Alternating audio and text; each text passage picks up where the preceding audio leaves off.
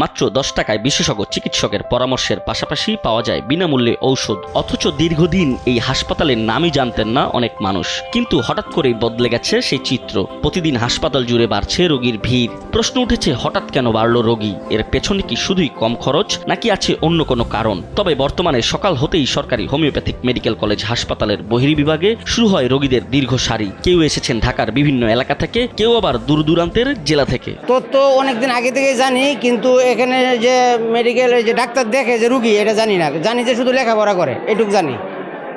এই প্রচারণার কারণে জানতে পারছি যে ডাক্তারে দেখে, রুগী দেখে, ওষুধ দেয়, প্রেসক্রিপশন দেয়। এই না, এই বিষয় তো জানতামই না, মানে জানি না যে এরকম একটা হাসপাতাল আছে।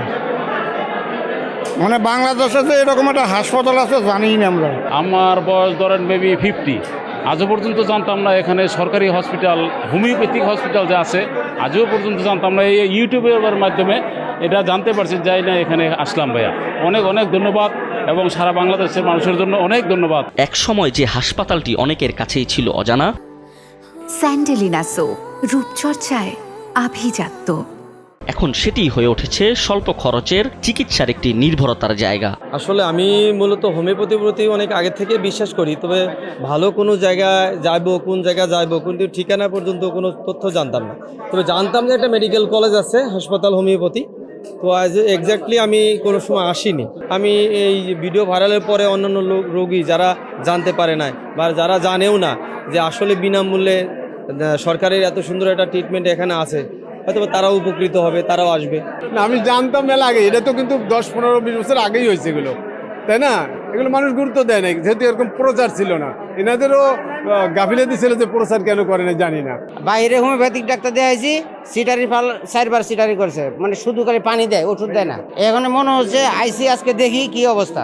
রোগী ও স্বজনদের সঙ্গে কথা বলে জানা যায়, মাত্র 10 টাকার টিকিটে চিকিৎসা, কম খরচে ঔষধ এবং সরকারি প্রতিষ্ঠানের প্রতি আস্থার কারণেই অনেকেই এখন এই হাসপাতালমুখী হচ্ছেন। পাশাপাশি হাসপাতালের কর্মচারীরাও রোগী বাড়ায় আনন্দিত। তবে লোকবল সংকটে কিছুটা চাপ বেড়েছে বলে জানান হাসপাতালের কর্মচারীরা। না, কাজের সমস্যা হচ্ছে না, তবে আমাদের লোক জনবল আগে যেগুলো ছিল অনেকে রিটায়ার করছে, রিটায়ার করে গেছে, ওই লোকগুলো রিপ্লেস হয় নাই। আমরা এতে একটু সমস্যায় আছি। তাছাড়া রুগী বাড়ছে, একটু তো চাপ হবে, এটা সবারই একটু সমস্যায় আমরা আছি। কিন্তু এটাই মেইন পয়েন্ট যে আমাদের যে স্টাফগুলো দিয়ে আমাদের হাসপাতালটা ছিল, সেই স্টাফগুলো অনেকে রিটায়ার করে গেছে, যা রিপ্লেস করা হয় নাই। হাসপাতাল কর্তৃপক্ষ বলছেন, দীর্ঘ 30 বছরের বেশি সময় ধরে চিকিৎসা দিয়ে আসছেন। তবে সংখ্যাটা আগে কম ছিল। তবে সাম্প্রতিক সময়ে গণমাধ্যম ও সামাজিক যোগাযোগ মাধ্যমে হাসপাতালটি নিয়ে প্রচারণা বাড়ায় সাধারণ মানুষের আগ্রহ বেড়েছে।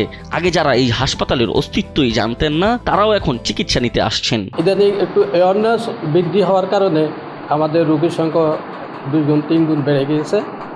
সেজন্য আমাদের হঠাৎ করে আবার রোগী বেড়ে যাওয়াতে আমাদের যে ম্যানেজমেন্ট এবং যে চিকিৎসকের ব্যবস্থা, চিকিৎসকের সংকট, এটা আসলে আমরা ম্যানেজ করার জন্য আমরা আপ্রাণ চেষ্টা করছি, এবং আমরা সর্বাত্মক সবাইকে আমরা চিকিৎসা সেবা দিয়ে গত 1 সপ্তাহ থেকে আমরা দিয়ে আসতেছি, এবং সামনেও আমরা আমাদের যত চিকিৎসক আছে ওনাদেরকে দিয়ে সমন্বয় করে আমরা চিকিৎসা ব্যবস্থা তাদেরকে চিকিৎসা দেওয়ার চেষ্টা করতেছি। তবে রোগী বাড়ার সঙ্গে সঙ্গে দেখা দিয়েছে নতুন বিড়ম্বনা। অপেক্ষার সময় বেড়েছে, চিকিৎসকদের উপর চাপ বৃদ্ধি পেয়েছে। ফলে প্রয়োজন অনুযায়ী জনবল ও অবকাঠামো আরও শক্তিশালী করার দাবি তুলেছেন সংশ্লিষ্টরা।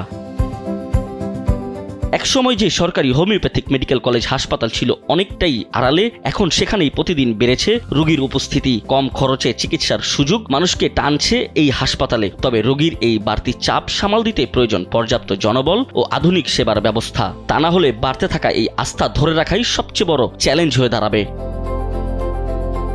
আকাশ শিকদার, কালবেলা।